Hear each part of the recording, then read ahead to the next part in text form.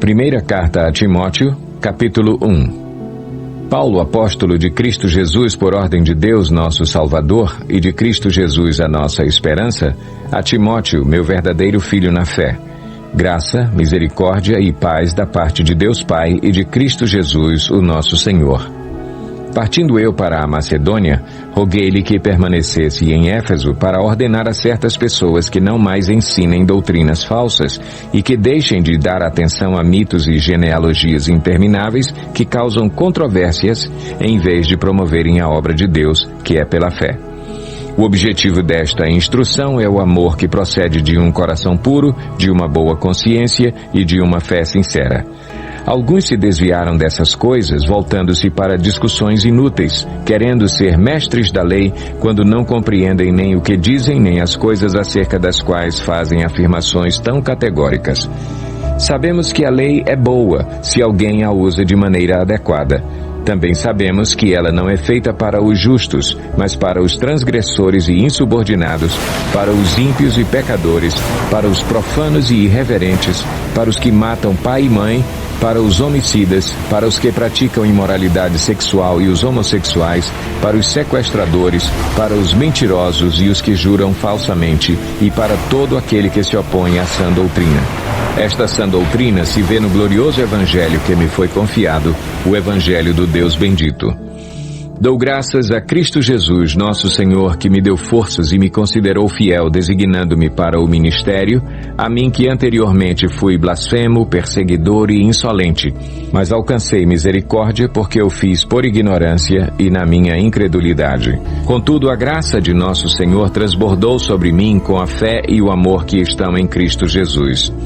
Esta afirmação é fiel e digna de toda a aceitação. Cristo Jesus veio ao mundo para salvar os pecadores, dos quais eu sou o pior.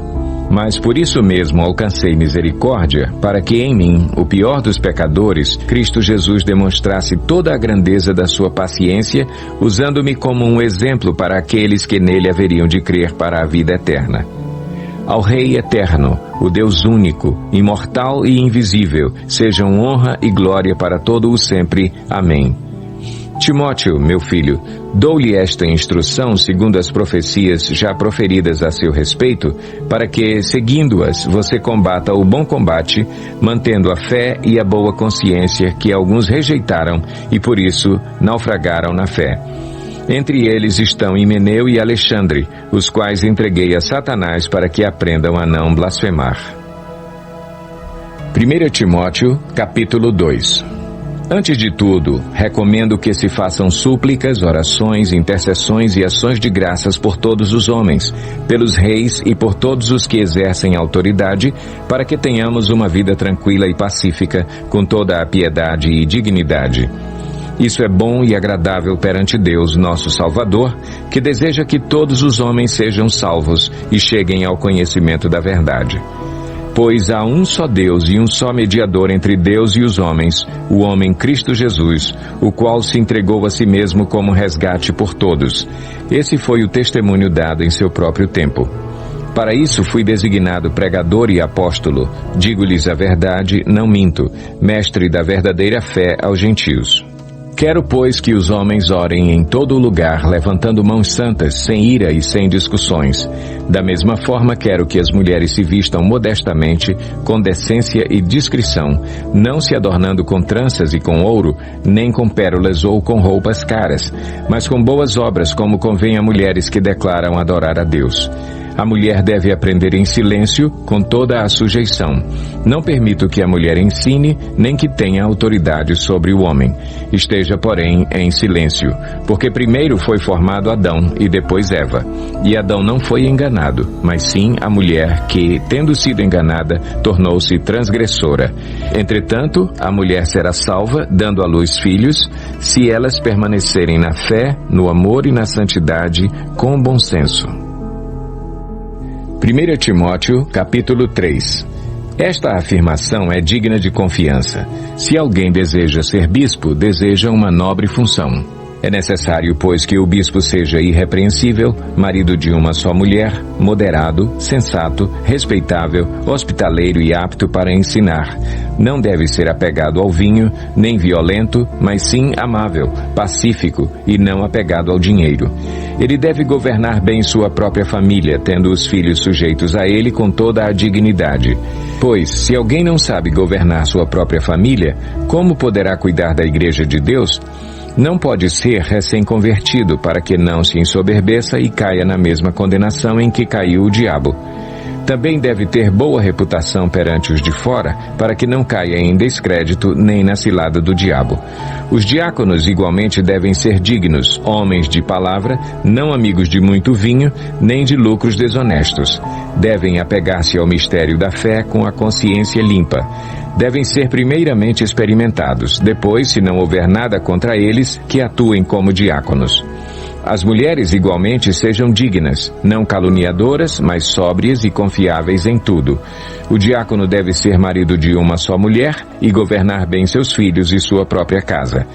Os que servirem bem alcançarão uma excelente posição e grande determinação na fé em Cristo Jesus. Escrevo-lhe estas coisas, embora espere ir vê-lo em breve. Mas, se eu demorar, saiba como as pessoas devem comportar-se na casa de Deus, que é a igreja do Deus vivo, coluna e fundamento da verdade. Não há dúvida de que é grande o mistério da piedade. Deus foi manifestado em corpo, justificado no Espírito, visto pelos anjos, pregado entre as nações, crido no mundo, recebido na glória. 1 Timóteo, capítulo 4. O Espírito diz claramente que nos últimos tempos alguns abandonarão a fé e seguirão espíritos enganadores e doutrinas de demônios. Tais ensinamentos vêm de homens hipócritas e mentirosos que têm a consciência cauterizada e proíbem o casamento e o consumo de alimentos que Deus criou para serem recebidos com ação de graças pelos que creem e conhecem a verdade. Pois tudo o que Deus criou é bom, e nada deve ser rejeitado se for recebido com ação de graças, pois é santificado pela palavra de Deus e pela oração. Se você transmitir essas instruções aos irmãos, será um bom ministro de Cristo Jesus, nutrido com as verdades da fé e da boa doutrina que tem seguido. Rejeite, porém, as fábulas profanas e tolas e exercite-se na piedade. O exercício físico é de pouco proveito. A piedade, porém, para tudo é proveitosa, porque tem promessa da vida presente e da futura.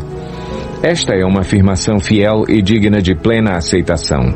Se trabalhamos e lutamos é porque temos colocado a nossa esperança no Deus vivo, o Salvador de todos os homens, especialmente dos que creem. Ordene e ensine estas coisas. Ninguém o despreze pelo fato de você ser jovem, mas seja um exemplo para os fiéis na palavra, no procedimento, no amor, na fé e na pureza. Até a minha chegada, dedique-se à leitura pública da Escritura, à exortação e ao ensino. Não negligencie o dom que lhe foi dado por mensagem profética com imposição de mãos dos presbíteros. Seja diligente nessas coisas. Dedique-se inteiramente a elas para que todos vejam o seu progresso. Atente bem para a sua própria vida e para a doutrina, perseverando nesses deveres, pois, agindo assim, você salvará tanto a si mesmo quanto aos que o ouvem. 1 Timóteo, capítulo 5. Não repreenda asperamente o homem idoso, mas exorte-o como se ele fosse seu pai. Trate os jovens como a irmãos, as mulheres idosas como a mães, e as moças como a irmãs, com toda a pureza. Trate adequadamente as viúvas que são realmente necessitadas. Mas se uma viúva tem filhos ou netos, que estes aprendam primeiramente a colocar a sua religião em prática, cuidando de sua própria família e retribuindo o bem recebido de seus pais e avós, pois isso agrada a Deus. A viúva realmente necessitada e desamparada põe sua esperança em Deus e persiste dia e noite em oração e em súplica. Mas a que vive para os prazeres, ainda que esteja viva, está morta. Dê-lhes estas ordens para que sejam irrepreensíveis. Se alguém não cuida de seus parentes, e especialmente dos de sua própria família, negou a fé e é pior que um descrente. Nenhuma mulher deve ser inscrita na lista de viúvas, a não ser que tenha mais de 60 anos de idade, tenha sido fiel ao seu marido e seja bem conhecida por suas boas obras, tais como criar filhos, ser hospitaleira, lavar os pés dos santos, socorrer os atribulados e dedicar-se a todo tipo de boa obra. Não inclua nessa lista as viúvas mais jovens, pois quando os seus desejos sensuais superam a sua dedicação a Cristo, querem se casar. Assim elas trazem condenação sobre si por haverem rompido seu primeiro compromisso. Além disso, aprendem a ficar ociosas, andando de casa em casa, e não se tornam apenas ociosas, mas também fofoqueiras e indiscretas, falando coisas que não devem. Portanto, aconselho que as viúvas mais jovens se casem, tenham filhos, administrem suas casas e não deem ao inimigo nenhum motivo para a maledicência. Algumas, na verdade, já se desviaram para seguir a Satanás. Se alguma mulher crente tem viúvas em sua família, deve ajudá-las. Não seja a igreja sobrecarregada com elas, a fim de que as viúvas realmente necessitadas sejam auxiliadas. Os presbíteros que lideram bem a igreja são dignos de dupla honra, especialmente aqueles cujo trabalho é a pregação e o ensino, pois a Escritura diz: não amordace o boi enquanto está debulhando o cereal, e o trabalhador merece o seu salário. Não aceite acusação contra um presbítero se não for apoiada por 2 ou 3 testemunhas. Os que pecarem deverão ser repreendidos em público, para que os demais também temam. Eu o exorto solenemente diante de Deus, de Cristo Jesus e dos anjos eleitos, a que procure observar essas instruções sem parcialidade e não faça nada por favoritismo. Não se precipite em impor as mãos sobre ninguém e não participe dos pecados dos outros. Conserve-se puro. Não continue a beber somente água. Tome também um pouco de vinho por causa do seu estômago e das suas frequentes enfermidades. Os pecados de alguns são evidentes, mesmo antes de serem submetidos a julgamento, ao passo que os pecados de outros se manifestam posteriormente. Da mesma forma, as boas obras são evidentes e as que não o são não podem permanecer ocultas. 1 Timóteo, capítulo 6. Todos os que estão sob o jugo da escravidão devem considerar seus senhores como dignos de todo o respeito, para que o nome de Deus e o nosso ensino não sejam blasfemados. Os que têm senhores crentes não devem ter por eles menos respeito, pelo fato de serem irmãos. Ao contrário, devem servi-los ainda melhor, porque os que se beneficiam do seu serviço são fiéis e amados. Ensine e recomende essas coisas. Se alguém ensina falsas doutrinas e não concorda com a sã doutrina de nosso Senhor Jesus Cristo e com o ensino que é segundo a piedade, é orgulhoso e nada entende. Esse tal mostra um interesse doentio por controvérsias e contendas acerca de palavras que resultam em inveja, brigas, difamações, suspeitas malignas e atritos constantes entre aqueles que têm a mente corrompida e que são privados da verdade, os quais pensam que a piedade é fonte de lucro. De fato, a piedade com contentamento é grande fonte de lucro, pois nada trouxemos para este mundo e dele nada podemos levar. Por isso, tendo o que comer e com que vestir-nos, estejamos com isso satisfeitos. Os que querem ficar ricos caem em tentação, em armadilhas e em muitos desejos descontrolados e nocivos que levam os homens a mergulharem na ruína e na destruição, pois o amor ao dinheiro é a raiz de todos os males.